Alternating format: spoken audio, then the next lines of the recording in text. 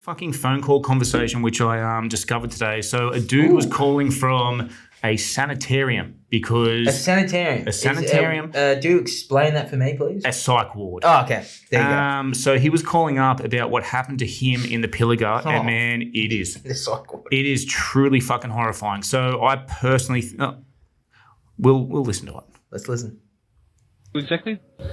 Happy days retreat, like a sanitarium. Okay. I was bringing a new vehicle down, brand new vehicle down from Ballata, heading towards Narrabri in 1978.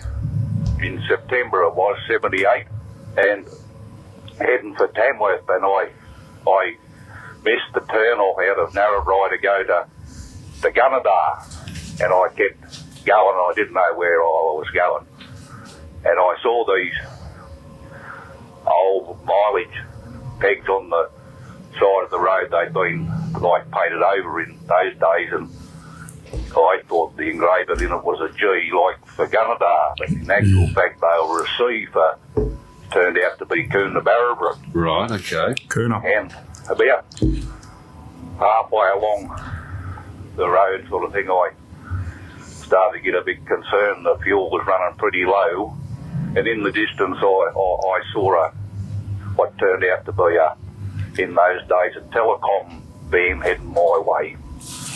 So I got out and I waved him down. It was pretty late in the afternoon, not just before dusk it was.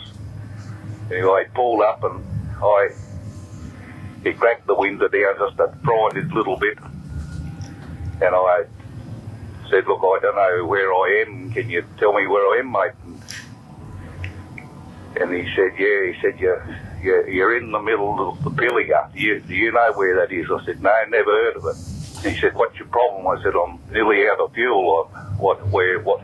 Can you tell me where I can get some fuel?" He said, "You're about the equal distance from here to Coonabarabra and Narrabri. It wouldn't matter." Anyway, I said, "I'm nearly out of fuel. I'd never get back." I asked him whether he was going to Narrabri, and asked him whether he could ring the NRMA or when he got there or something to bring me out some fuel as I was a member. Yeah. And he said, "Oh, you won't get anyone to come out here after dark." And After dark, man. anyway, he didn't explain why, but Right. anyway, So you were stuck I there? staying in this big old four-wheel drive all through the night, and about 3:30, 4:45, this thing just fair started a rocking, and all these funny weird lights and that would get in around outside, and I looked out, and what looked through the window at me is why I'm in this state today. He pulled the door off the hinges. Pull the door off the hinges. This thing, like, it defies the explanation. What it looked like, it was horrific, and it took me through the bush a fair way. Oh, God. It grabbed hold of you. What did you do? And we ended up at this, I suppose you'd call it a humpy sort of a thing, and this thing had a real fetish, obviously, for